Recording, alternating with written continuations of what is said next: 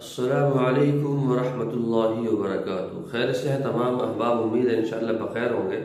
और मेरी दुआ यही है कि अल्लाह तबारक व तआला आपको आफ़ियत के साथ में रखे।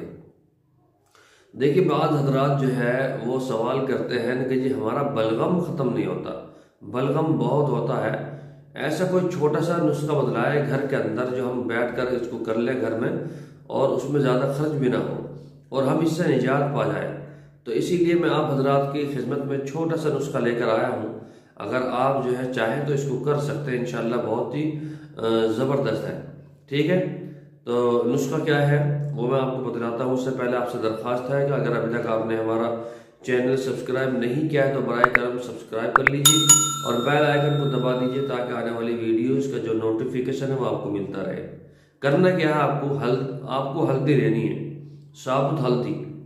साबुत हल्दी 200 ग्राम लेनी है। ठीक है, कितनी लेनी है? 200 ग्राम साबुत हल्दी, और उसको बिल्कुल बारीक पीस लेना है, उसका सफ़ूफ बना लेना है।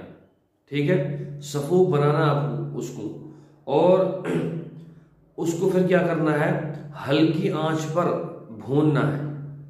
ठीक है, हल्की आंच पर उसको भूनना है। 200 ग्राम हल्दी लेनी है और उसको बारीक पीस लें, फिर हल्की आंच पर उसको भून लें। भूनने के बाद में आप उसको एक कैप्सूल में भर लें, यानी कैप्सूल ले आए मार्केट से, वो 100 रुपये का आ जाएगा कैप्सूल, पूरा पैकेट आ जाएगा। या उनसे कहने के बाद 10 रुपये के खाली कैप्सूल दे दो अच्छे वाले, तो वो दे देंगे। तो 10 रुपये के खाली कैप्सूल ले लें, तो उन कैप्सूलों में भर लें आप उसको।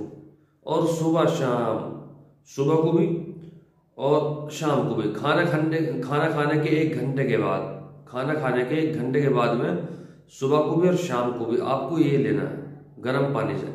तो इंशाअल्लाह इंशाअल्लाह मैं कहता हूँ आपका बलगम जो है वो ख़त्म हो जाएगा।